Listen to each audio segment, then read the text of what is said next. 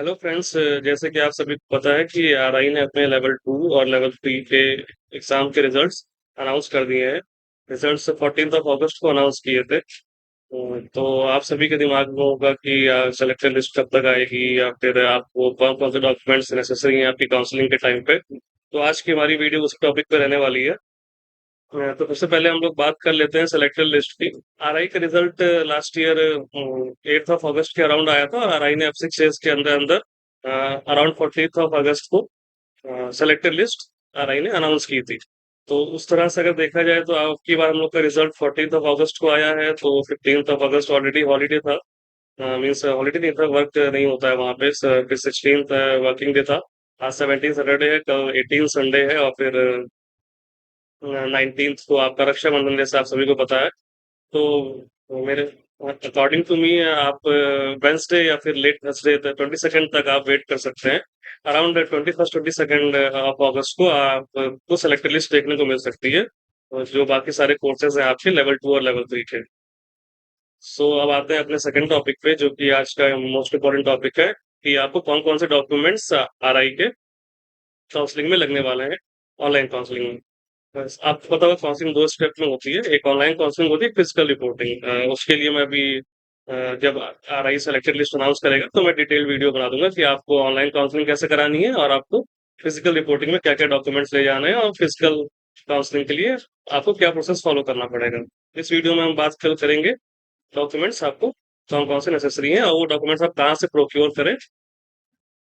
तो अभी जैसे कि आप सभी को बता देता हूँ मैं कि आरआई जब सिलेक्टेड लिस्ट अनाउंस करता है उसी के साथ साथ लिस्ट ऑफ डॉक्यूमेंट को प्रोड्यूस बाय कैंडिडेट्स आपका वो अनाउंस करता है। तो ये जैसे कि आप देख पा रहे होंगे, ये 2023 का ये आपका डॉक्यूमेंट लिस्ट है आरआई भुवनेश्वर का ऑनलाइन काउंसलिंग में। सो सबसे पहला डॉक्यूमेंट है print out of application form. जो आपने एप्लीकेशन फॉर्म फिल किया था उसका प्रिंट आउट चाहिए होगा। Second document is rank list.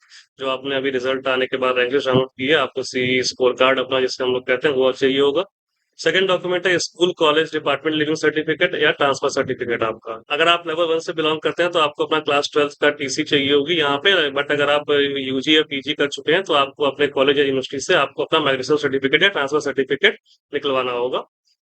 Third document है original conduct certificate from the head of institution last study. Means आपने जहाँ से अपना लास्ट इंस्टीट्यूशन आपने स्टडी किया है, अगर आप लेवल 1 के हैं तो आपका हो जाएगा क्लास 12 का जहाँ से आपने पढ़ा है। अगर आप किसी कॉलेज से पढ़ते हैं, किसी यूनिवर्सिटी से पढ़ते हैं, तो आपकी यूनिवर्सिटी के जो आपका एडमिनिस्ट्रेटिव ऑफिस है ये वहां से इश्यू होगा। तो फोर्थ हमारा डॉक्यूमेंट है original marksheet of class 10th and 12th onwards. Means आपको अपने क्लास 10th और क्लास 12th की ऑन जितनी भी मार्क जो भी मार्कशीट्स हैं आपकी वो चाहिए होती है। जैसे किसी किसी स्टेट बोर्ड या सीबीएसई बोर्ड में हम ये डिफरेंस देखते हैं कि जो सीबीएसई बोर्ड होता है उसकी जो मार्कशीट होती है वही उनका सर्टिफिकेट होता है। तो आप का जो भी होगा अपना क्लास 10th एंड 12th का अपना मार्कशीट आपको प्रोड्यूस करना रहेगा।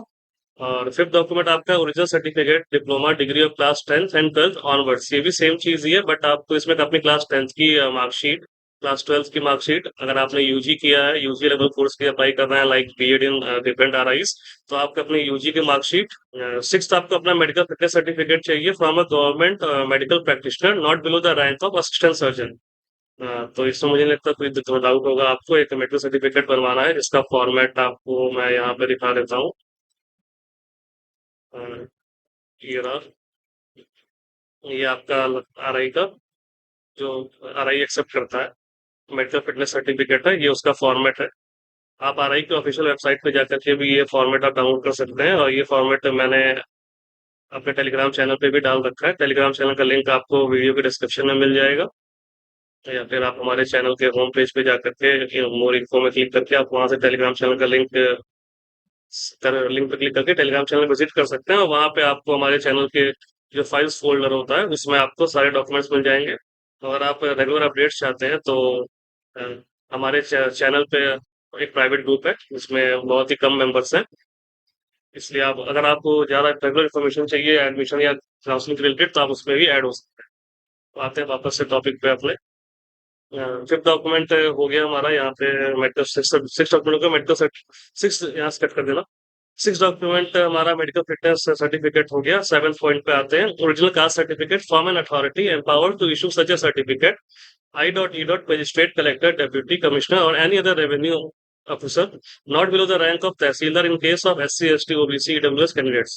Certificate issued by another person is not applicable. Candidate claiming reservation under OBC category should produce certificate clearly mentioning other backward classes, OBC, or not belonging to creamy layer. Means यहाँ पे आपको कह रहा है कि आप जिस भी कास्ट से बिलोंग करते हैं आपको अपना कास्ट सर्टिफिकेट चाहिए। कास्ट सर्टिफिकेट आपका आपके डिस्ट्रिक्ट के तहसीलदार ऑफिस से बनता है।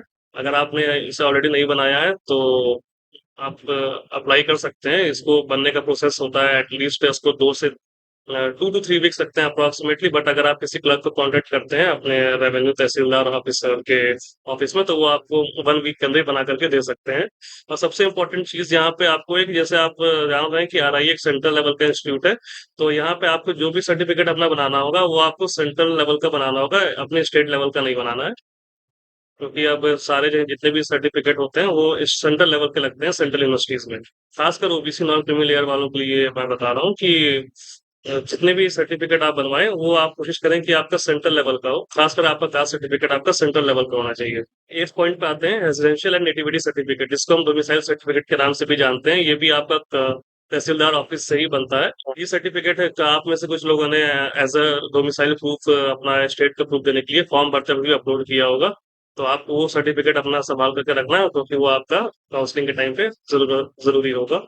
9 पॉइंट है हमारा original certificate for person with disability means PWD certificate, जो कि आपका आपके डिस्ट्रिक्ट हॉस्पिटल से आप जाकर के बना सकते हैं।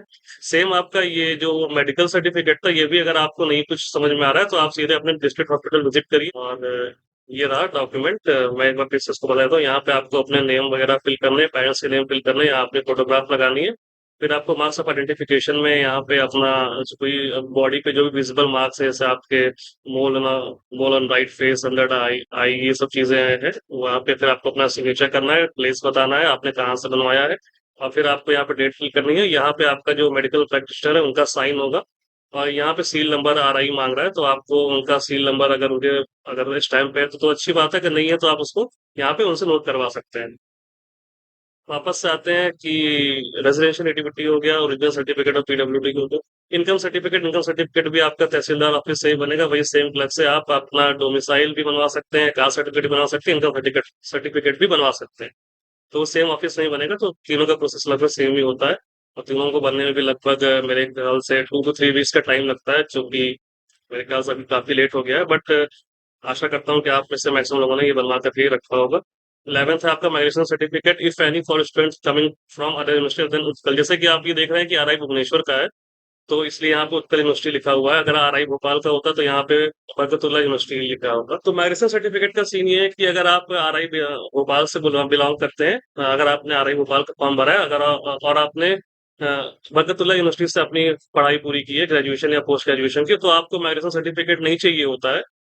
सेम आपका भोपाल भुवनेश्वर के केस में ये है कि अगर आप उत्कल यूनिवर्सिटी से बिलोंग करते हैं तब भी आपको मेडिसिन सर्टिफिकेट नहीं चाहिए होता है, आपको नॉर्मल ट्रांसफर सर्टिफिकेट चाहिए होता है। तो 13 point an affidavit from the honourable supreme court notary public that the document certificates marksheet etcetera submitted by you are genuine. तो इस पॉइंट में कह रहा है कि आपको एक एफिडेविट साइन करना है कि आपने जो भी डॉक्यूमेंट प्रोड्यूस किए हैं वो सारे डॉक्यूमेंट्स आपकी इन्फॉर्मेशन के अकॉर्डिंग सारे करेक्ट हैं, और अगर आप ये डॉक्यूमेंट्स आपका गलत पाया जाता है तो आपका कैंडिडेचर को कैंसिल कर सकता है RI।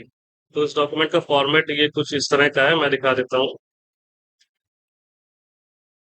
ये देख लीजिएगा। हाँ, मैंने आपको पहले ही बताया ये सारे डॉक्यूमेंट्स हमारे टेलीग्राम चैनल पे अवेलेबल हैं और RI की ऑफिशियल वेबसाइट पे भी है। आपको जहाँ सुटेबल पड़े आप वहां से जाकर के डाउनलोड कर सकते हैं। फिर आते हैं 14 point receiving relieving order in case the candidate is employed. अगर आप कहीं एम्प्लॉयड है तो आपको अपने प्लेस ऑफ इंस्टीट्यूशन से अपना रिलीविंग ऑर्डर लेना है ना, जिससे कि आपको बाद में यहाँ पे एडमिशन के टाइम पे दिक्कत ना हो। लास्टली आपका 3 रिसेंट पासपोर्ट साइज फोटोग्राफ चाहिए होगी, 1 set of photo copies of marksheet. आपको जितने भी ये डॉक्यूमेंट्स मैंने बताए हैं इन सारे डॉक्यूमेंट्स के आपको at least 3 sets of photo copies करा करके ही फिजिकल काउंसलिंग में रिपोर्ट करना है। यहाँ पे मेरे ख्याल से मैं एंटी रैगिंग मिस कर रहा हूँ, मुझे 12 पॉइंट मैं यहाँ पे मिस कर गया था। ये एंटी रैगिंग की बात कर रहा है यहाँ पे कि online anti ragging undertaking affidavit should be submitted by student and parent. यहाँ पे आपने ध्यान करने वाली बात ये है कि आपको स्टूडेंट का भी एंटी रैगिंग एक सबमिट करना है, और एक तो यहाँ पे आपको अपने पेरेंट्स के द्वारा भी आपका एक एंटरिंग सबमिशन सबमिट करना है। तो इसका फॉर्मेट मैं बता देता हूँ। ये पीडीएफ मेरे चैनल पर अवेलेबल होगा और आरआई की वेबसाइट पे भी है। आप दोनों जगह से डाउनलोड कर सकते हैं। तो इसका फॉर्मेट कुछ इस तरह का रहेगा। ये देखिए, annexure 1, affidavit by the student. तो ये आपको जो यहाँ पे अपना नाम लिखना है, यहाँ पे अपने पापा या मम्मी जो भी है यहाँ पे गार्जियन उनका नाम लिखना है। बाकी डॉक्यूमेंट डिटेल्स सारी फिल करनी है, इसको आप पढ़ लीजिएगा। कुछ पढ़ने वाला ऐसा होता नहीं है। आपका फॉर्म हो गया जो आपको फिल करना है, और ये आपके पेरेंट्स को जो फॉर्म फिल करना है ये हो गया। ये आपके सारे पीडीएफ आपको मैं फिर से बता रहा हूँ, चैनल पे हमारे मिलेंगे। सेम वही चीज है, बस यहाँ पे पेरेंट्स का अलग है, आपका अलग।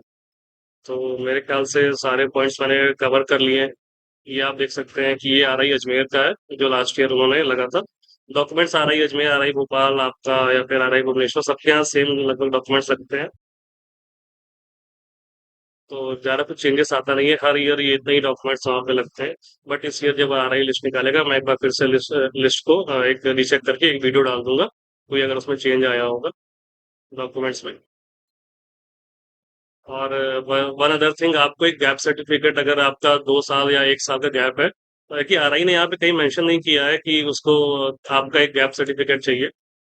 हाँ, आपने कहीं पॉइंट में सारा पढ़ा होगा तो उसमें गैप सर्टिफिकेट ऐसे कहीं मेंशन नहीं है, but better safe than sorry. इसलिए मैं कह रहा हूँ कि आप जब अपना यहाँ पे एंट्री चेकिंग बनवाने जाएंगे, तो उसी आप लॉयर से आप बात कर सकते हैं और उससे कह सकते हैं अपना गैप सर्टिफिकेट बनवा लेंगे। वो भी आपको 10 रुपए के स्टैम्प पेपर पे ही बने। तो ये जो गैप सर्टिफिकेट का आपको फॉर्मेट है वो भी आपको ऑनलाइन मिल सकता है, या फिर आप उसमें आपको रीजन स्पेसिफाई करना होता है कि आपने 1 साल के टाइम पीरियड या फिर 2 साल का या फिर जितना भी आपने गैप लिया उस टाइम आप क्या कर रहे थे। अगर आप इन केस कहीं एम्प्लॉयड हो तो आपको अपना रिलीविंग सर्टिफिकेट लगाना पड़ेगा एम्प्लॉयमेंट, प्लेस ऑफ एम्प्लॉयमेंट से। तो बाकी मेरे ख्याल से मैंने सारे पॉइंट्स कवर कर लिए हैं, सारे इंपॉर्टेंट डॉक्यूमेंट्स जो वहाँ पे लगने वाले हैं आरआई, किसी भी आरआई में आपके।